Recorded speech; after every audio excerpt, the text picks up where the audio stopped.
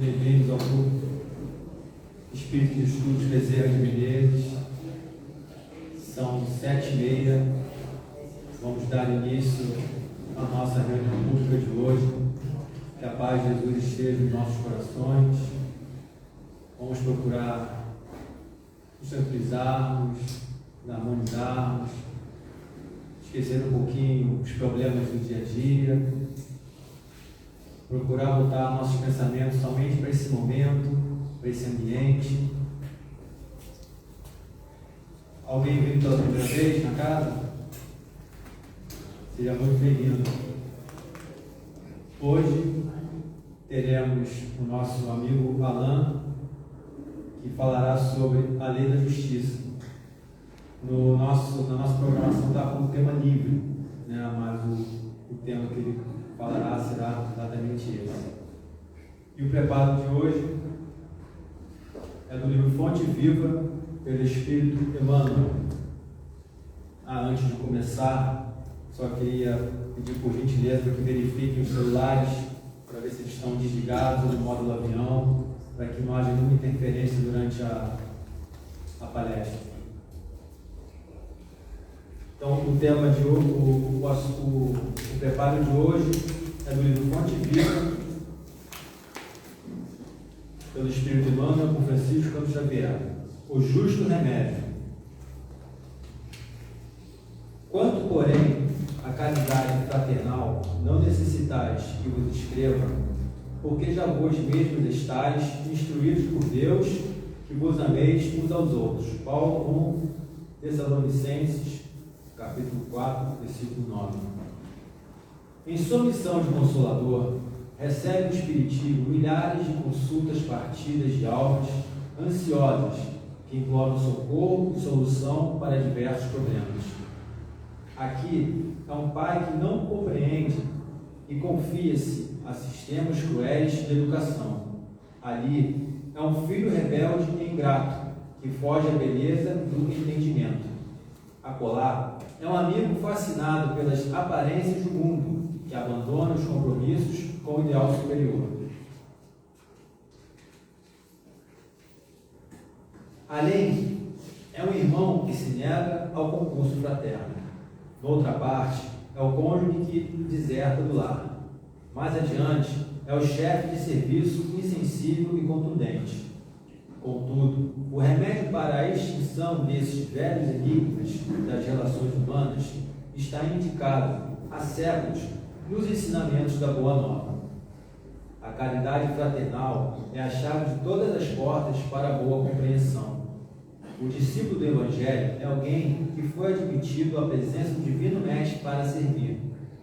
A recompensa de semelhante trabalhador, efetivamente, não pode ser aguardada no imediatismo da terra. Como colocar o fruto na fronde verde da plantinha nascente? Como arrancar a alva-prima do mármore com o primeiro golpe do cisel? Quem realmente ama, em nome de Jesus, está semeando para a colheita na eternidade. Não procuremos orientação com os outros para assuntos claramente solucionáveis por nosso esforço. Sabemos que não adianta desesperar ou amaldiçoar. Cada espírito possui o roteiro que lhe é próprio. Saibamos caminhar, portanto, na senda que a vida nos oferece, sob a luz da caridade fraternal, hoje e sempre.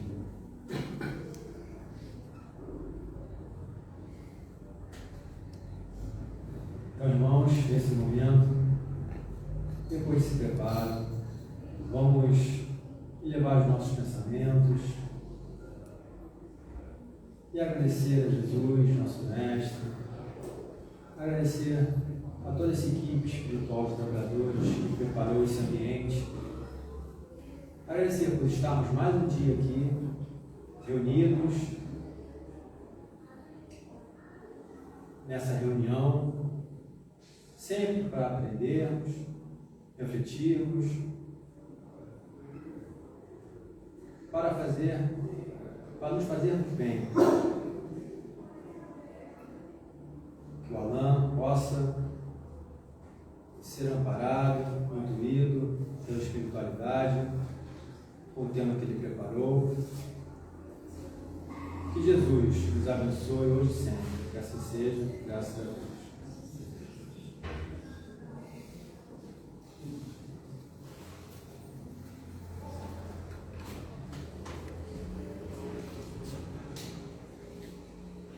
Boa noite. Boa noite. Em primeiro lugar, meu agradecimento pela oportunidade de estar aqui com vocês na noite de hoje. É sempre ocasião de alegria, de contentamento. Eu sei que vocês não vão acreditar, mas eu venho essa casa aqui nessa condição de facilitador dos estudos há mais de 20 anos. Aí tem gente lá atrás pensando assim: você não tem idade para isso. Eu vou dizer verdade. Concordo. Mas voltar aqui à casa de Bezerra de Menezes é razão de alegria, é uma casa que está no coração. Muitas amizades já passaram, permanecem, e eu tenho essa alegria de periodicamente, 1 ou 2 vezes por ano, estar aqui com vocês, aprendendo juntos, e eu agradeço por essa oportunidade, por essa amizade que se estende. Conforme anunciou o nosso companheiro, o tema da noite de hoje, do nosso estudo, é a lei de justiça. E um assunto muito denso e difícil, né? O que é justiça, afinal de contas? Eu já me adianto em dizer que eu não sou da área do direito.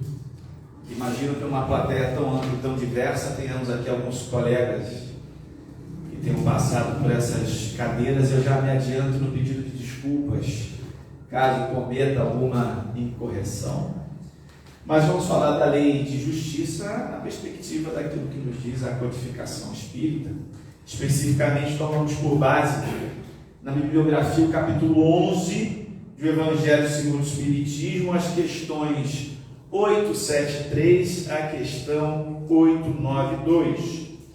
Mas antes de entrarmos propriamente na análise desse trecho, dessa bibliografia de referência, trago, para ilustrar uma reflexão, uma imagem inicial, estou emprestado à mitologia grega, conhecimento, a sabedoria dos antigos, e que fala da referência da deusa Palas Atena, ou Atena, a deusa da justiça, e segundo narra esse mito antigo, Atena era filha, fruto da união de Metis, a deusa da astúcia e da inteligência, com Zeus, todo-poderoso, Deus do Olimpo, ordenador do cosmos.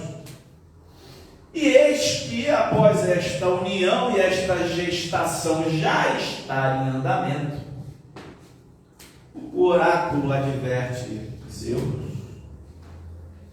que, caso esta gestação se completasse,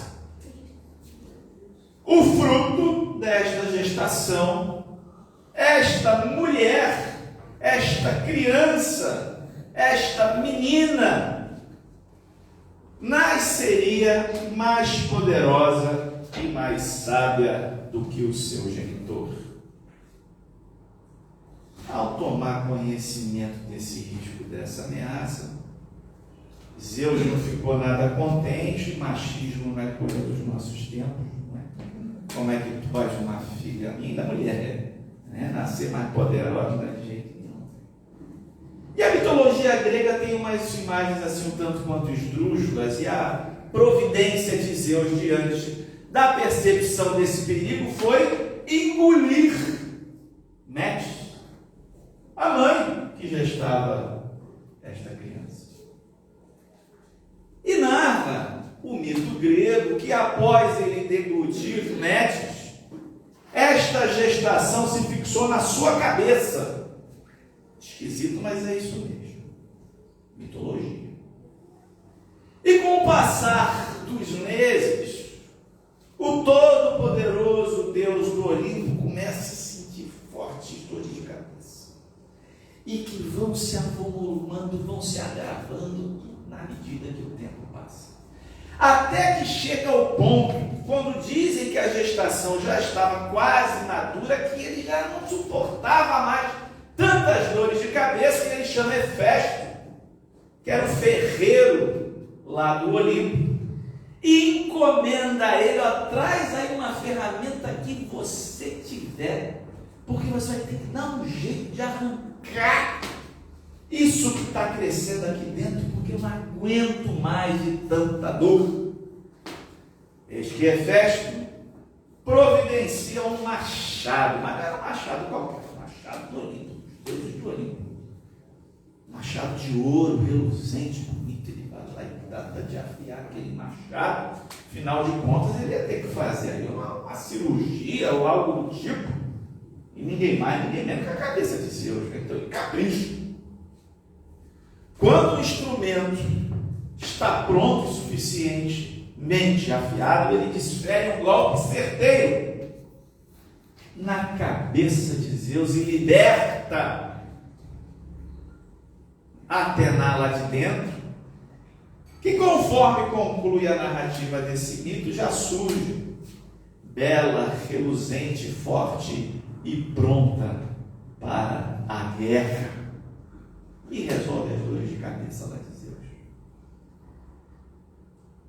Este mito já de saída ele nos empresta 3 lições. A primeira delas é que antes que a justiça nasça, antes que a justiça surja, dá muita dor de cabeça. Muita dor de cabeça. A segunda lição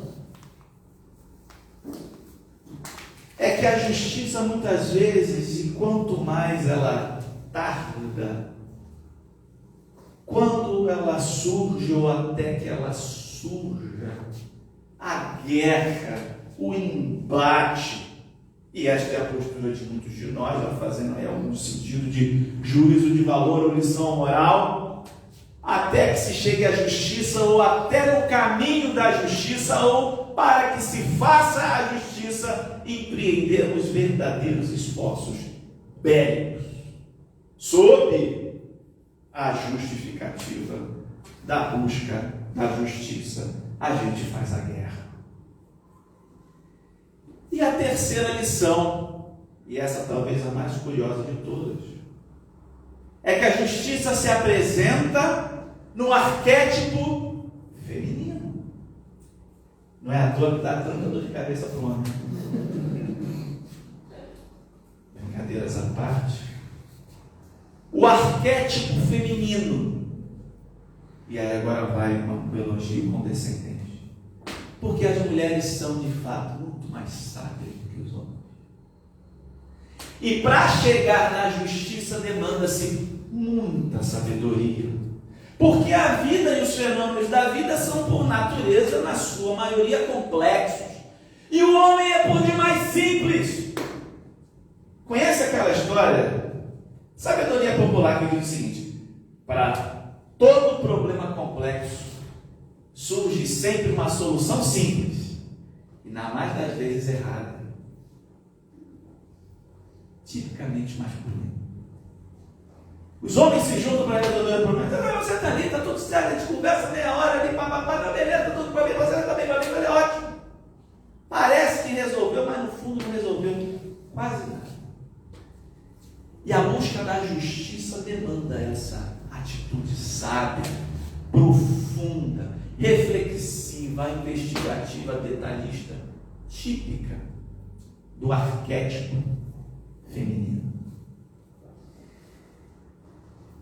Para toda solução ou para todo problema complexo, busca-se ou sempre surge uma solução simples e na mais das vezes errada.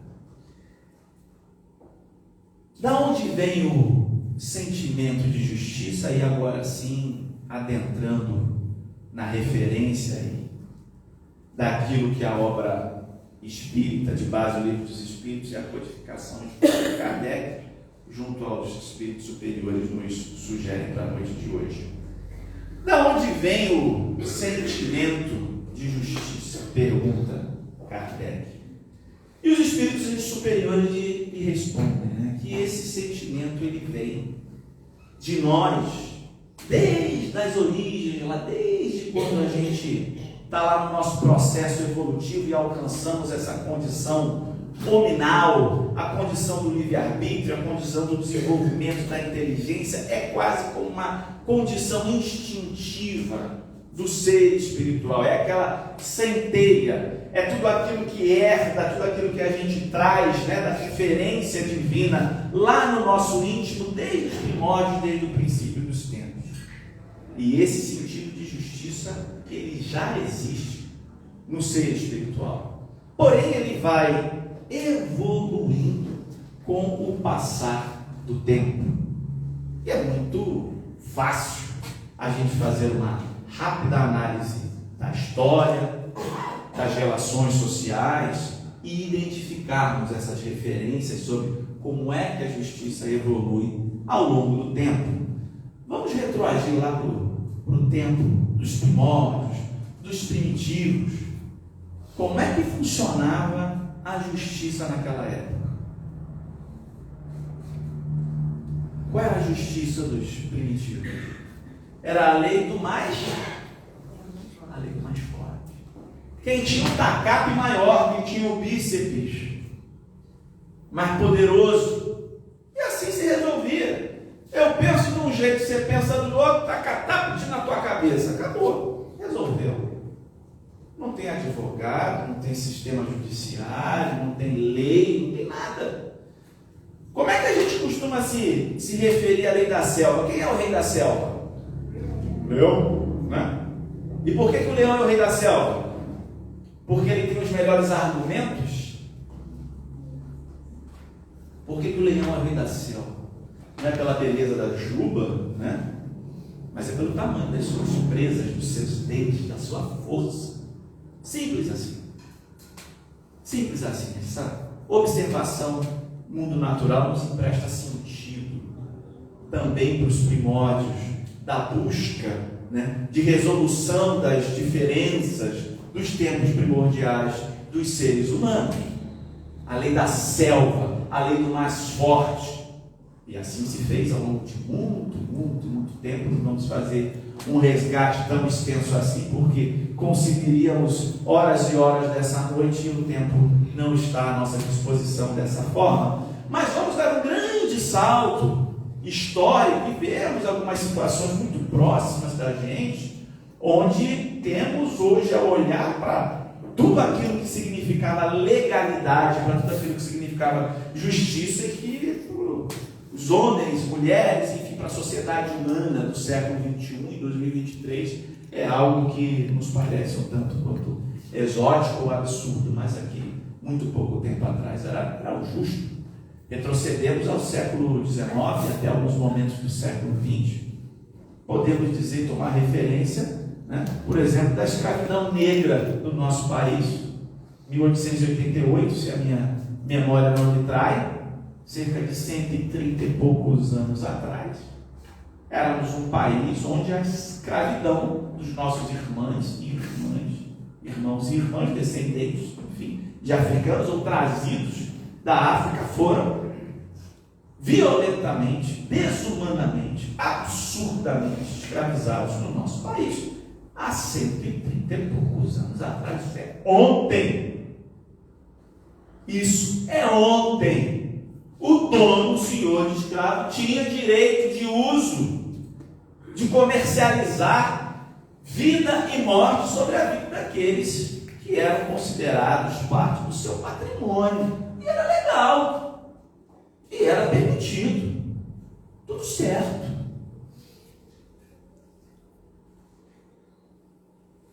Pouco mais de um século atrás. Casamento. Não podia ter divórcio.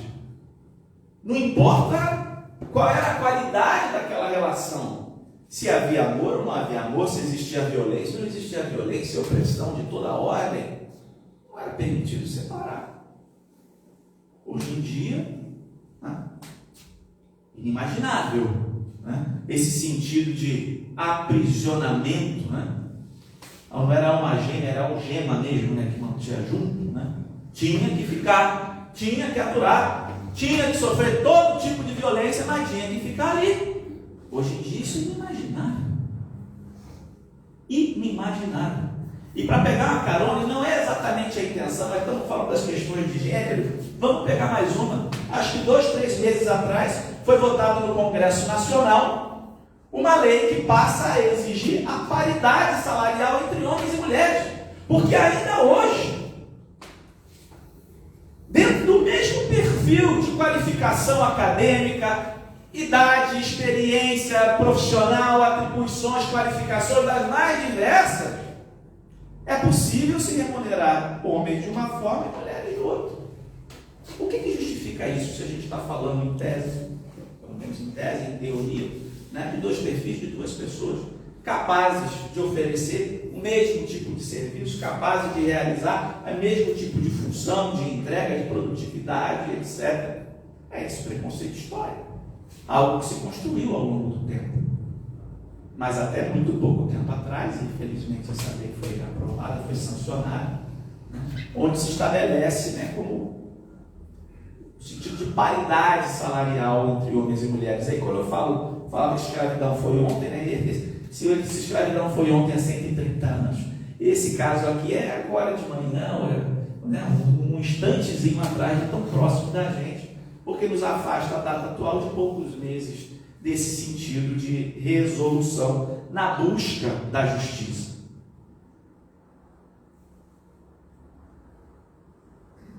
Pois bem. E aí segue Kardec questionando aos espíritos, né? E por que há então, se a gente vai evoluindo ao longo do tempo e as leis vão se ajustando à realidade da sociedade, mas nem sempre, né? Parece simples a gente construir esse consenso, porque eu falei, né, dessa lei que foi recentemente aprovada, mas tiveram centenas de votos em contrário. Nem todo mundo votou a favor, algo que nos parece talvez um tanto quanto óbvio, eu particularmente falo por mim, né? Mas vivemos numa sociedade democrática, onde a liberdade de pensamento ou o livre-arbítrio estão aí para todos. Tem muitos que pensam diferente, tem nossos argumentos para defender, né? Porque essa lei em particular poderia não ter sido aprovada ou qualquer outra. Por que tem tanta divergência? Por que se pensa tão diferente, né? Assim pergunta Kardec para os espíritos superiores e eles respondem, né, que na base de tudo está o livre-arbítrio, né? Cada um julga, cada um analisa o mundo em que vive, as situações e as experiências com que lida a partir do lugar em que está, a partir das próprias experiências, a partir de tudo aquilo que a própria consciência lhe empresta como ferramentas, né, para uma análise adequada. Alguns o fazem de uma maneira absolutamente superficial, outros se empenham mais, outros se empenham mais numa análise mais profunda, mais generosa, procuram ouvir os diferentes lados. E vale dizer, né, no momento atual que a gente atravessa, no mundo como um todo, no nosso país em particular, ainda, né, como todos aqueles que observam atentamente, né, o tempo histórico que atravessamos, um chamado tempo de polarização, né, onde infelizmente o convívio com o diferente tem sido um tanto quanto desafiador, né?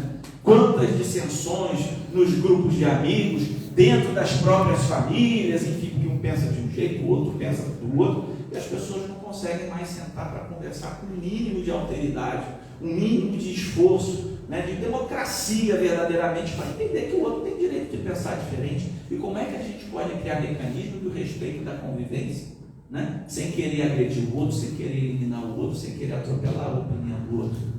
Mas o exercício do livre-arbítrio ele nos dá, né, essa prerrogativa de nós agirmos, pensarmos, opinarmos, debatermos a partir de tudo aquilo que a gente acredita ser o melhor para nós e ser o melhor para os outros.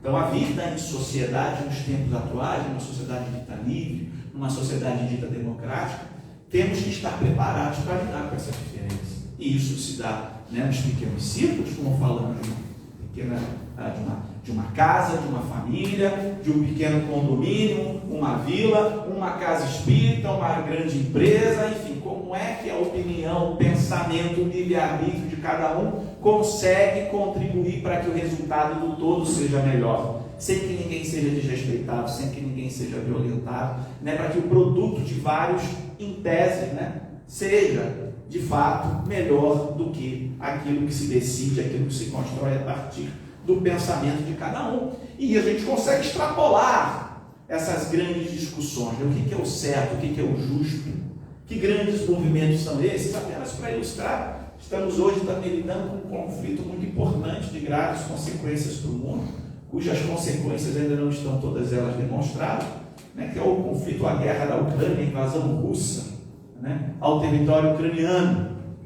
E tem aqueles que dizem assim, como é que pode? São países e cada qual, né, assim, a sua soberania tem que ser respeitada e que não pode ter, porque um é mais forte, o outro é mais fraco, é assim, assado. Tem aquele que vai dizer assim, não, mas é verdade, porque tinha uma outra ameaça externa ali se aproximando, então ele se antecipou para evitar E aí cada um vai dar uma interpretação, viramos todos nós especialistas na chamada geopolítica, né, do mundo, a gente se metendo lá para entender quais as consequências disso e para onde que o mundo vai. O advento da inteligência artificial, que não é nada propriamente tão novo assim, mas os avanços recentes, eles são verdadeiramente assustadores. Assustadores. Quem já teve a oportunidade de experimentar lá o tal do ChatGPT e seus derivados ou seus assemelhados, provavelmente já se deu conta do que está se passando ali. Quem ainda não fez, que o faça. Temos uma recomendação, vale como exercício intelectual. É algo verdadeiramente assustador. Eu fiz há pouco tempo atrás um desses testes, assim, um experimento desse, muito simples, que eu digitei lá no ChatGPT. Como tem essa dinâmica de fazer muitas palestras nas casas espíritas, eu coloquei lá, por favor, nem lembro se botei por favor, eu sou educado, mas eu preciso falei por favor para a máquina. Mas eu coloquei lá assim, me apresente, escreva o roteiro de uma palestra espírita sobre o tema XYZ. Foi trazendo tudo ali. Tudinho. Uma palestra inteira. Inclusive com o requinte do queridos irmãos. Estamos aqui reunidos na paz do nosso Senhor Jesus Cristo, sob o amparo da espiritualidade amiga, imagina. Aí você pensa assim, tem espírito escrevendo esse negócio? Como é que chama aquele instrumental? Como é que chama aqueles experimentos que tem, gente, de rádio? Transcomunicação instrumental. Deve ter um negócio desse aí. Mas é nesse nível realmente assustador. No bom e mau sentido. Assustador nas possibilidades que se abrem, né, para o avanço da tecnologia, do conhecimento humano, e também em outros sentidos, desde das ameaças que isso representa para determinados segmentos profissionais. Tem muita gente preocupada, né, de fato, é a máquina que vai substituir, como ao longo da história humana recente, né, todo o avanço da tecnologia, desde a Revolução Industrial, né, tem situações como essa que periodicamente se apresentam e, de fato, muitas profissões vão ser extintas, como outras já o foram. Não quero minimizar nada disso, mas apenas constatando. Ou seja, daqueles que pegam emprestada a ficção lá do Exterminador do Futuro. Quem lembra lá do Schwarzenegger, né? I'll be back. Lembra, né? Pois é. Exterminador do Futuro, acho eu que o primeiro deles é da década de 80. Schwarzenegger, hoje já é um ator mais conhecido, praticamente aposentado. Ele acho que foi a filme, mas virou governador da Califórnia, né? Virou político. E o enredo lá do Exterminador do Futuro falava de uma empresa chamada Skynet, né? Que avançava-se tanto no desenvolvimento de mecanismos como esse de inteligência artificial, que chegava a um ponto que as máquinas dominavam o mundo. Elas sabiam tudo aquilo que a gente sabe, com outros atributos, enfim, que talvez para os seres humanos ainda, né, o que é da máquina, o que é do humano, há coisas que nenhuma máquina provavelmente jamais será capaz de fazer como um homem, assim como tem coisas que uma máquina faz que homem nenhum será capaz de fazer. E usando esses atributos, essas máquinas se desenvolvem, começam a se propagar, dominar os sistemas, e outros tantos tipos recentes têm surgido justamente nessa linha, E isso tem muita gente estudando os riscos de algo disso que parece obra de ficção, mas é cada vez menos obra de ficção. Como limitar o desenvolvimento, a automação, enfim, algum sentido de geração de consciência autônoma por causa da máquina, a inteligência artificial. Não é exatamente isso, mas de vez em quando sai uma notícia em jornal dizendo alguma coisa nessa direção, de tanto que se avança nessa tecnologia. Está certo ou está errado? É para o bem ou é para o mal da humanidade? As pessoas se dividem, os especialistas se dividem, os cientistas se dividem, a sociedade, o homem, a mulher, como nós, provavelmente também vamos nos dividir, cada um exercendo a sua liberdade de pensar, a sua liberdade de agir e de buscar em todos os parâmetros, em todos os segmentos da vida, este sentido de justiça. Mas se é algo justo, redundante, que tenha essa diversidade de pensar, inclusive o que é a própria justiça, como é que é possível, de fato, para nós conseguirmos defini-la? E os Espíritos respondem que a melhor definição de justiça é o respeito ao direito de cada um. A melhor definição de justiça, segundo os Espíritos superiores, é o respeito ao direito de cada um. O que me parece ainda deixar uma grande margem para a subjetividade.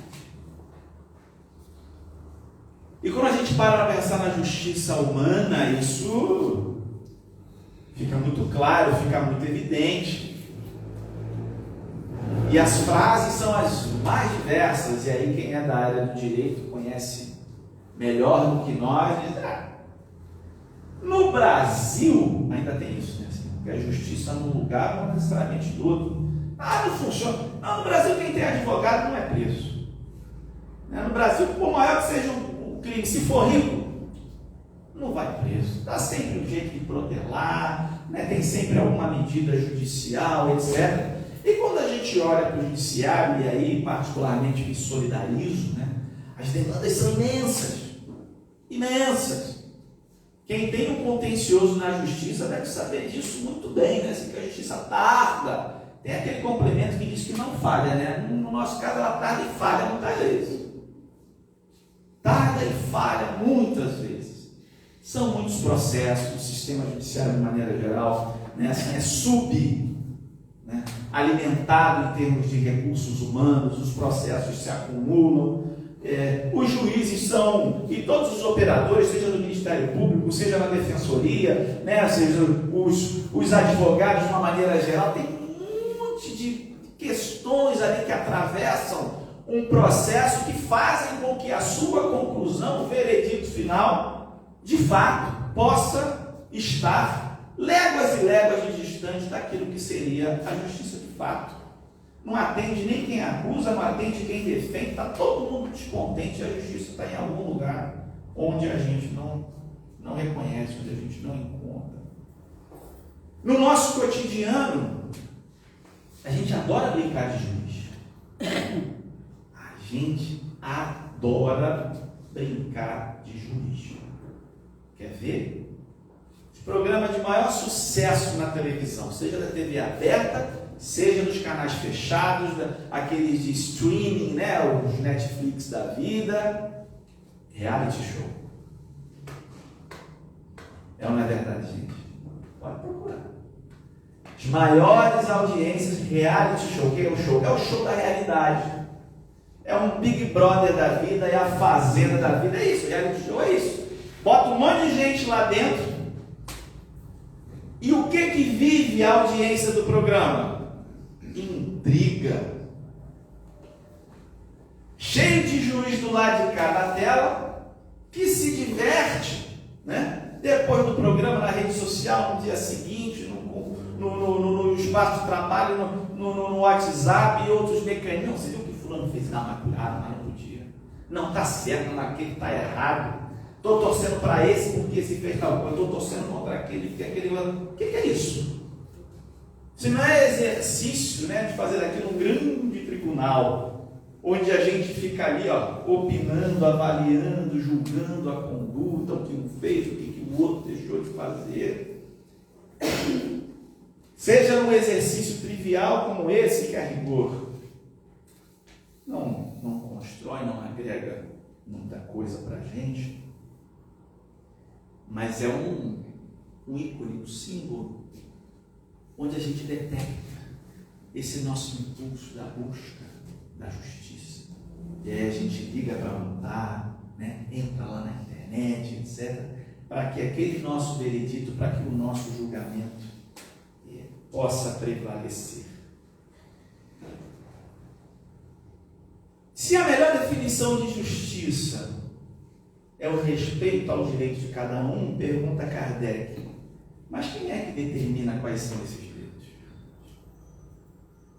Uma camada a mais, um passo a mais. Quem é que determina quais são esses direitos? A espiritualidade aponta que existem duas vertentes, duas dimensões. A lei divina, também conhecida como lei natural, e a lei humana. E a distinção entre essas duas, ou as distinções, elas são muito palpáveis. A lei natural ou divina é aquela que rege o universo desde o princípio dos tempos. E assim como Deus, ela é imutável. A lei não era uma lá há 10 bilhões de anos atrás, e aí o nosso universo conhecido, segundo a ciência atual, a gente está ali para 14,7, 14,8 bilhões de anos que este universo, e é isso mesmo, este universo, hoje em dia, né, a ciência contempla os chamados multiversos, que existiriam outros universos, ciência. Mas este que nós habitamos teria 13. Ou 14 ou 13,7,8 bilhões de anos atrás. Acho que são 13. Mas quando Deus criou este universo, as leis que regem tudo aquilo que se passa, seja com os elementos ditos inanimados, né? Todos os corpos celestes espalhados pelo cosmos, ou seja, aquilo que se passa na vida de cada um de nós, das coisas mais simples, absolutamente tudo segue uma lei imutável. E a lei de justiça, esta que a gente percebe, esta que a gente busca entender e fazer valer na nossa vida, não só no indivíduo, mas principalmente na dimensão coletiva, já está lá. A providência divina atua ali no invisível, ali no silêncio, fazendo com que a justiça aconteça. E esta não muda. Esta é perfeita. E esta se aplica nas mínimas coisas que passam despercebidas para nós. É uma lei generosa, é uma lei de amor, é uma lei de perdão. Não é a lei da selva, não é a lei do mais forte, é a lei de amor. E nós humanos, né, nessa outra vertente, estamos aí, ao longo dos séculos, milênios, pelejando no desenvolvimento do nosso senso moral, que nos sirva de base para a construção dos princípios de justiça, das leis humanas, que possam nos aproximar a cada dia mais deste princípio da lei de justiça perfeita, que é a lei divina, que é a lei natural, nos empresta, ou ao menos devem nos emprestar. E aí, a cada ciclo, a cada período, a cada estágio ou etapa da evolução do ser humano neste planeta e nos outros planetas, imensidão do universo afora, as humanidades se esforçam por fazer um espelho dessa lei que é perfeita, lidando, entretanto, com a imperfeição que é própria de cada estágio evolutivo dessa humanidade. E aí, lembrando que no planeta Terra, esta casa abençoada, mas ainda um tanto quanto imperfeita e um tanto quanto injusta, esta terra, esta casa, este mundo, dentro daquela escala organizada didaticamente por Kardec em 5 níveis, em 5 degraus de uma escada, ocupamos, numa perspectiva evolutiva, daqueles mundos que são os mais atrasados até aqueles que são os mais adiantados, nós estamos mais perto do começo do que do fim. Estamos mais próximos do início da escada do que dos seus patamares mais altos. Seriam 5 os chamados mundos primitivos, os mundos de prova e expiações, os mundos de regeneração, os mundos superiores e, por fim, lá o nível mais alto, o 5º, os mundos celestes ou mundos felizes. 5 etapas. E nós estamos ainda na 2ª, né? O mundo de provas e expiações. E há aquelas informações, né, que dão conta às orientações espirituais de que estamos ali num processo relativamente adiantado de subirmos um degrau. A rigor, essa diferenciação ela não é assim absoluta, né? É como um gradiente de cores que o ponto de transição entre um e outro a gente não é capaz de perceber.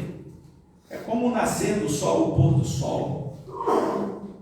Quando o sol vai se pôr, né, a gente vê num dia de céu limpo o azul, que aí vai virando amarelo, vai virando um laranja, um vermelho, indo para um roxo, meio cinza, né? E a gente não sabe exatamente onde é que termina uma daquelas cores e começa a outra, porque vão se misturando. E assim também é essa diferenciação dessas etapas, desses estágios evolutivos dos mundos. Mas nós estaríamos ali, finalizando este 2º ciclo, este longo 2º ciclo, para entrar no 3º, de um mundo de regeneração. Mas a bem da verdade é que quando a gente olha para os princípios de justiça, e a gente lê, vai estudar lá quais são as características de um mundo de provas e expiações, quais são as características de um mundo de regeneração. Eu olho para a vossa cabeça e falo, rapaz, será que está perto assim mesmo, como alguns dizem? Me parece não. Um mundo ainda com tanta miséria, com tanta gente passando fome, com tanta guerra, com tanta violência, com tanta injustiça de todas as ordens. Será que a gente está realmente próximo de um mundo regenerado, onde uma das definições é essa, onde esse sentido de injustiça não existe mais, existem diferenças. Mas não existe toda essa ordem de violências à vida humana, o respeito ao direito de cada um. No mundo regenerado a gente já está experimentando isso, se não na sua plenitude, mas a gente já experimenta. Quem já leu, por exemplo, as obras de André Luiz, entre outros, mas André Luiz aí mais, seguramente uma referência clássica da literatura espírita, das chamadas obras complementares, a partir do concurso de Chico Xavier, já cerca de um século, pelo menos, as primeiras colaborações, ou pouco menos do que isso, e que nos revela, né, a natureza do cotidiano nas colônias espirituais.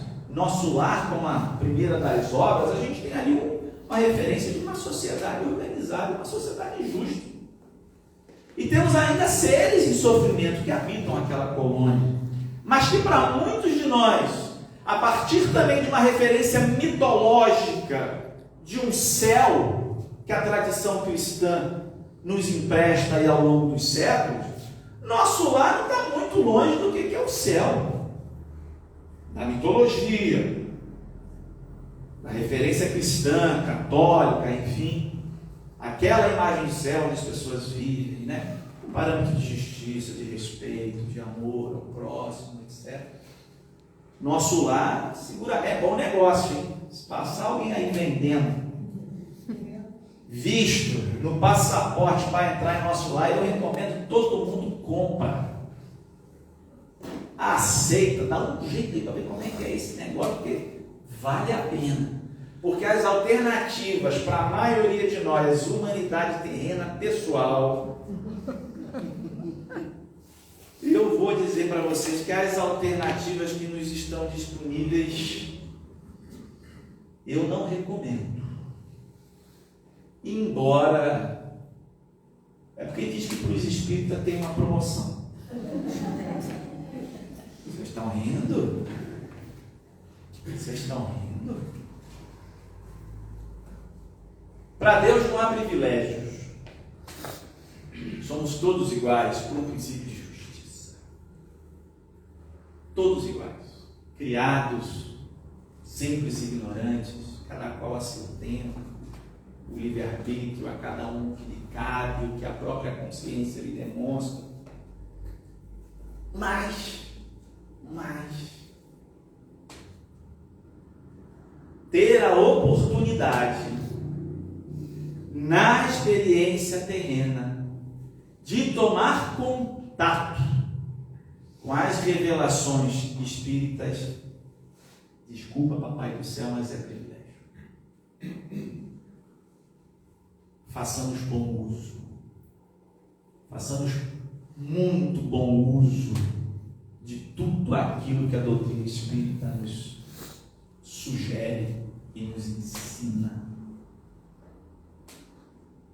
Como diria o tio Ben para o Homem-Aranha,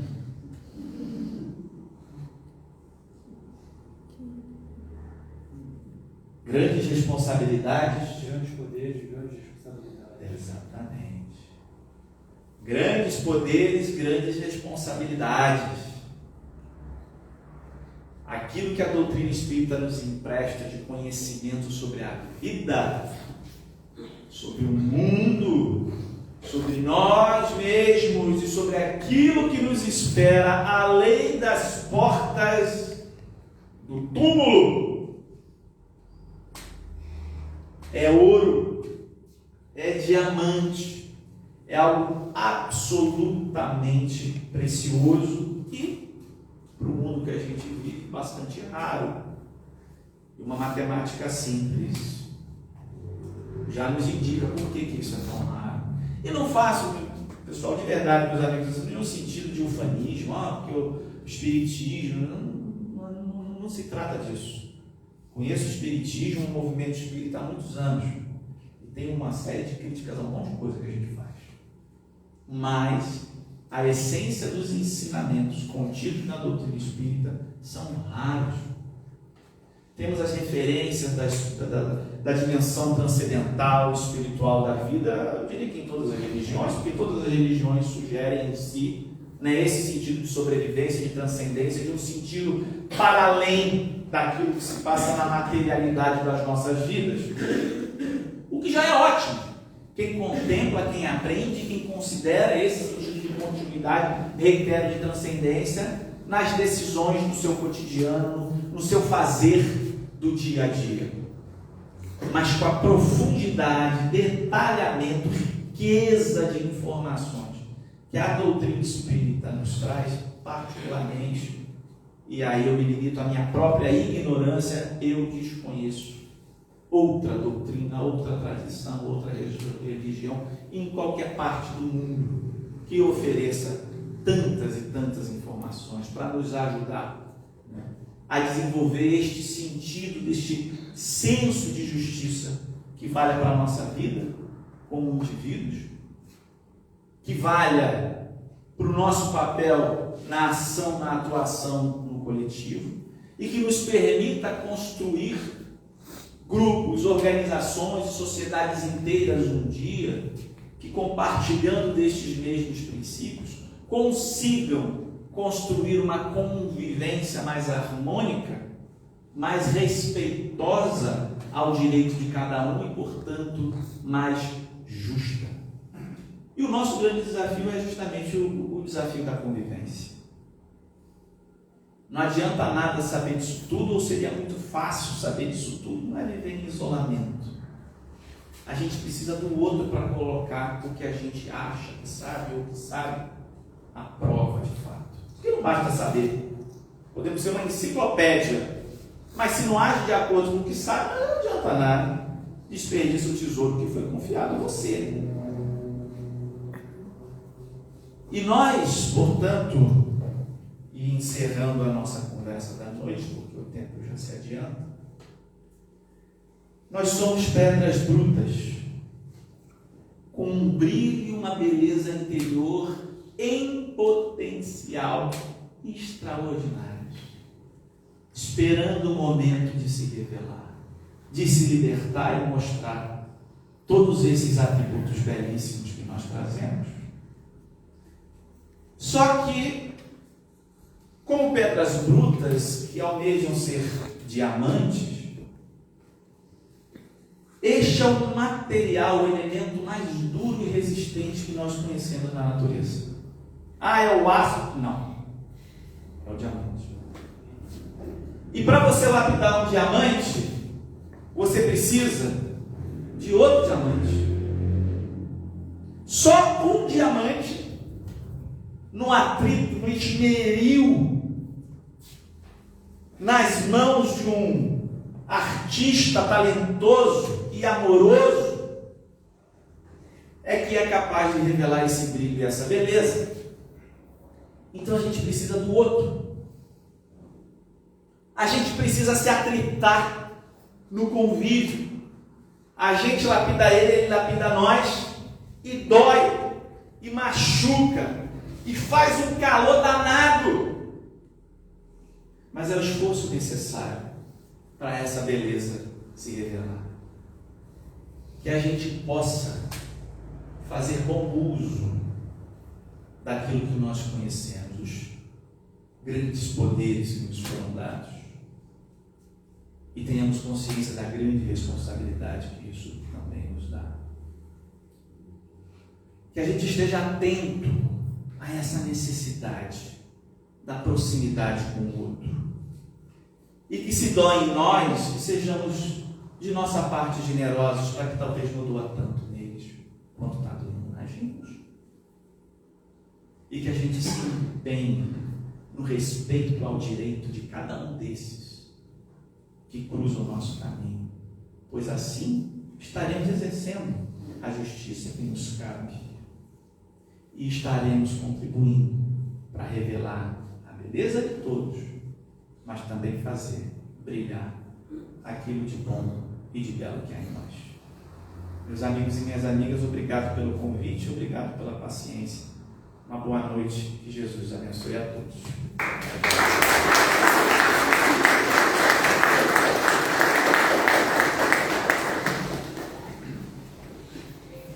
Vamos agradecer ao Alain pelo estudo de hoje.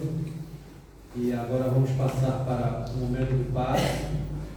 Peço por gentileza que todos permaneçam em seus lugares e que os passistas possam se posicionar para darmos início.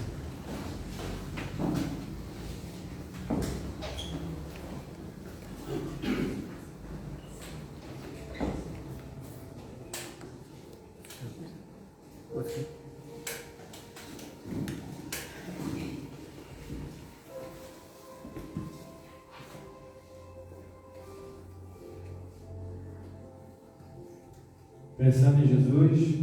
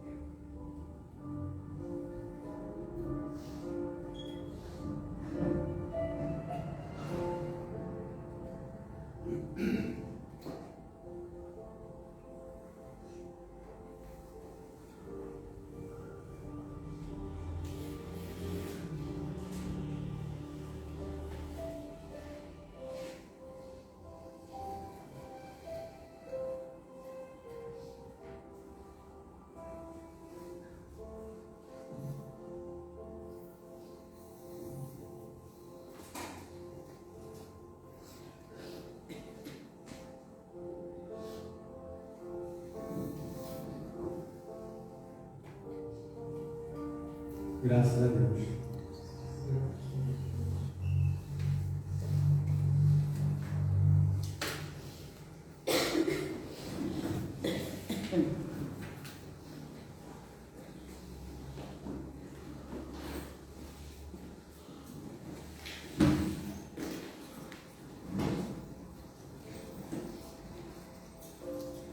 Então vamos manter os nossos pensamentos elevados e agradecer mais uma vez a Jesus, nosso irmão, nosso mestre, por mais um dia realizado, por mais um dia de estudo,